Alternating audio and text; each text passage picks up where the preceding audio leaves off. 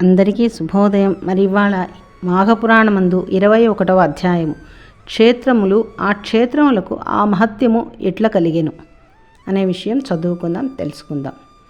పరీక్షిత్ మహారాజు సుఖమహర్షిని చూసి, ఓ సుఖయోగేంద్ర, తీర్థములు అన్నవి నీళ్ల ఉనికి చేత ఏర్పడినవే కదా.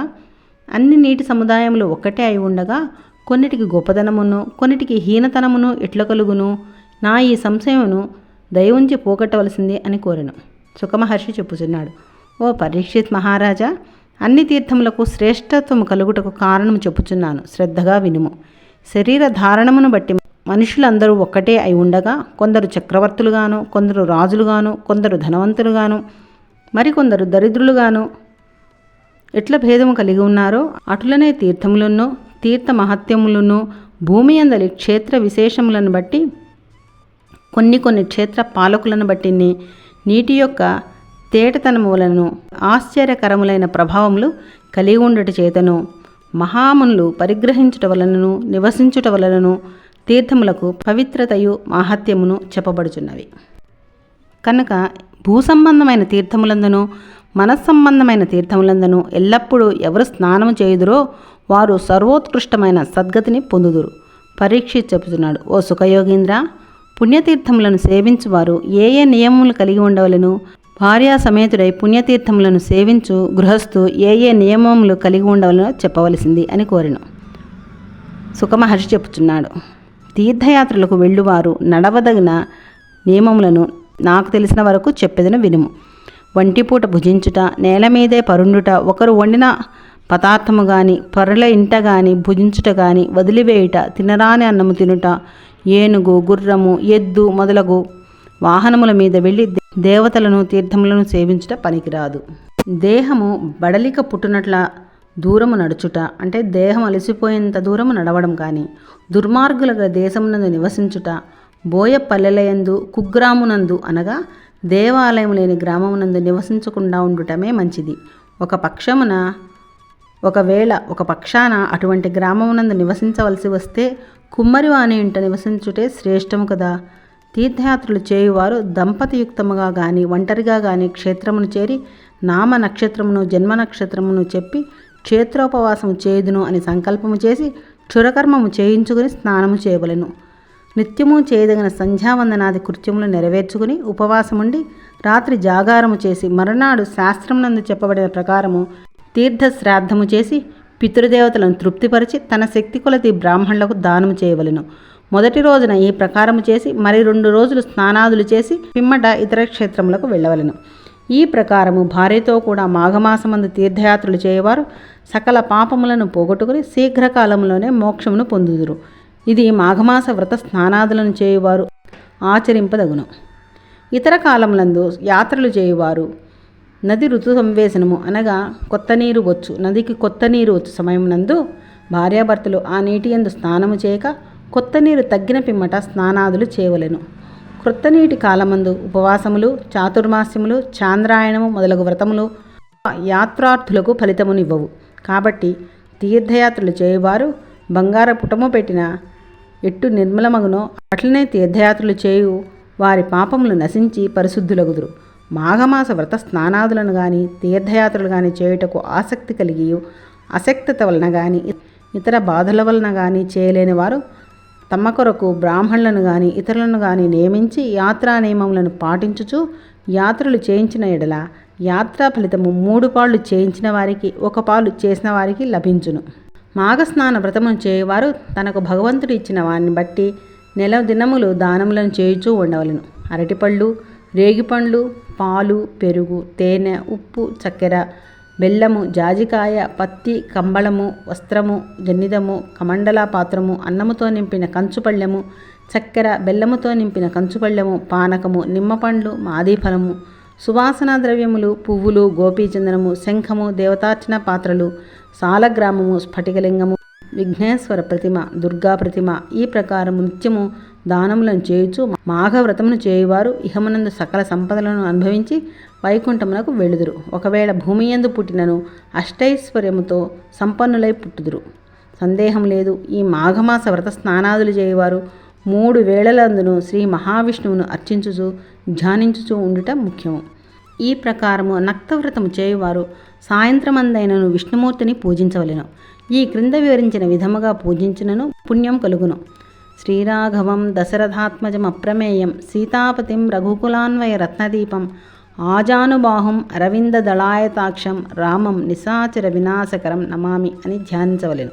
శ్రీ సీతా లక్ష్మణ భరత శత్రుఘ్న హనుమత్ సమేత శ్రీరామచంద్రుని ఆవాహనం కోసం ఆవాహయామి, స్థాపయామి. శ్రీరామచంద్రాయ నమః పాదౌ పూజయామి, రాజీవలోచనాయ నమః గుల్భౌ పూజయామి, రావణాంతకాయ నమః జానుని పూజయామి, వాచస్వతయే నమః ఊరుం పూజయామి, విశ్వరూపాయ నమః జంఘే పూజయామి, లక్ష్మణాగ్రజాయ నమః కటిం పూజయామి, విశ్వమూర్తయే నమః గుహ్యం పూజయామి, విశ్వామిత్రప్రియాయ నమః నాభిం పూజయామి, పరమాత్మనేయాయ నమః హృదయం పూజయామి, నీలకంఠాయ నమః కంఠం పూజయామి, సర్వాస్త్రధారిణే నమః బాహుం పూజయామి, రఘుద్వహాయ నమః ముఖం పూజయామి, పద్మనాభాయ నమః జిహ్వం పూజయామి, దామోదరాయ నమః దంతాన్ పూజయామి, సీతాపతయే నమః లలాటం పూజయామి, జ్ఞానగమ్యాయ నమః శిరః పూజయామి, సర్వాత్మనే నమః సర్వాణ్యంగాని పూజయామి. శ్రీ సీతాలక్ష్మణ భరత శత్రుఘ్న హనుమత్ సమేత శ్రీరామచంద్ర పరబ్రహ్మణే నమః షోడశోపచార పూజాం సమర్పయామి అని పూజించి ధూపదీప నైవేద్య నీరాంజనములను ఇచ్చి నిలుచుండి ఆత్మప్రదక్షిణ చేసి ఉరసా శిరసా దృష్ట్యా మనసా వచసా తథా పదాభ్యాం కరాభ్యాం కరణాభ్యాం ప్రణామోష్టాంగ ఉత్యనే అని చెప్పి సాష్టాంగ నమస్కారం చేయవలెను. ఈ ప్రకారము మాఘమాసమంతయు పూజించి శ్రీ విష్ణు సన్నిధిని దీపమారిగ నుంచి బ్రాహ్మణులకు ప్రసాదములను ఇయ్యవలెను. ఈ ప్రకారముగా మాఘమాస వ్రత స్నానాదులను ఎవరు చేయుదురో వారు 100 అశ్వమేధ యాగములను 100 కపిల గోవులను దానము చేసిన ఫలమును పొందుదురు అని చెప్పగానే పరీక్షిత్ మహారాజు, ఓ సుఖమునింద్ర, ఈ ప్రకారము వ్రతము చేసి ఫలితమును పొందినవారు కలరా అని ప్రశ్నించెను. శ్రీ శుకులు చెప్పుచున్నారు, ఓ రాజా, పూర్వకాలమునందు జరిగిన ఒక ఇతిహాసం గలదు, దాని చెప్పెదను వినుము. పూర్వము విష్ణువర్మ అను రాజు రాజ్యము పాలించుచూ ఉండగా ఒకనాడు నారదుడు రాజును చూచుటకు వచ్చెను. రాజు నారదును చూసి సాష్టాంగ నమస్కారం చేసి షోడశోపచారములతో పూజించి కూర్చుండబెట్టెను. పిమ్మట నారదుడు రాజును కూర్చుండ నియమించి కుశల ప్రశ్నలను వేసెను.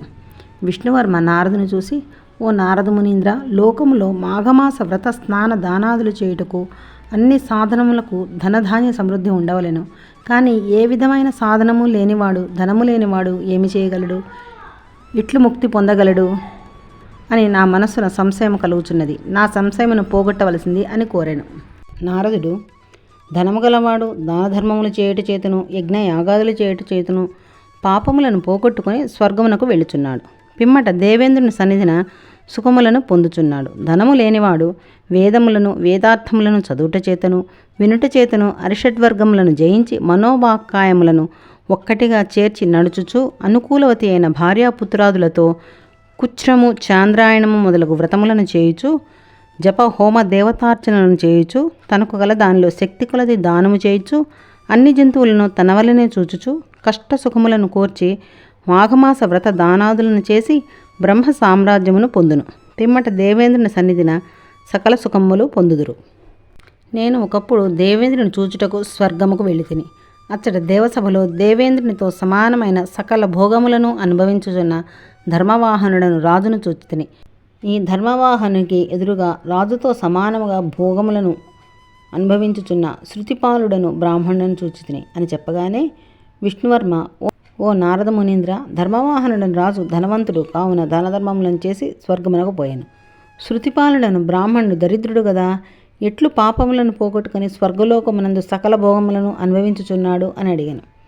ఆ మాటలు విన్న నారదుడు, ఓ రాజా, శృతిపాలుడను బ్రాహ్మణుడు భార్యా పుత్రాదులతో కూడా ఈ భూమండలమున కల శ్రేష్టములైన పుణ్యక్షేత్రములలో మాఘమాస వ్రత దానాదులను చేయుచు మాఘమాస వ్రతములను చేసి పైన వివరించిన ప్రకారము శ్రీ విష్ణువును పూజించుచు వార్ధక్యము రాగానే కేదార క్షేత్రమునకు జని అక్కడ మాఘమాస వ్రత పూజాదులను చేసి మృతి పొందెను. మాఘమాస వ్రత స్నాన దానాదుల ఫలము వలన బ్రహ్మలోకము, శివలోకము, విష్ణులోకములందు తిరుగుచు స్వర్గమునకు వచ్చెను. ఓ రాజా, నేను చూసిన విషయము నీకు చెప్పుతిని. ధనముతో గాని అధికారముతో గాని నిమిత్తము లేకనే మాఘపురాణమందు చెప్పిన విధిని దానములను ఆచరించి స్వర్గసుఖములను పొందవచ్చును, అందుకు సందేహం లేదు అని సుఖమహర్షి పరీక్షిత్ మహారాజుకు చెప్పాను. ఇది స్కాంద పద్మ పురాణ అంతర్గత మాఘపురాణమందు క్షేత్రములు క్షేత్ర మహత్యములు తెలుపునట్టి 21వ అధ్యాయం సమాప్తము. శివశివశంకర హర హర శంకర. ఈ వీడియో మీకు నచ్చితే లైక్ చేయండి, షేర్ చేయండి, సబ్స్క్రైబ్ చేయండి. Thank you. వందే భూరథమంబుజాక్ష విశిఖం వందే శృతిఘోటకం వందే శైలశరాసనం ఫణిగుణం వందేబ్ధితూణీరకం వందే పద్మజసారథిం పురహరం వందే మహాభైరవం వందే భక్తజనాశ్రయంచ వరదం వందే శివం శంకరం.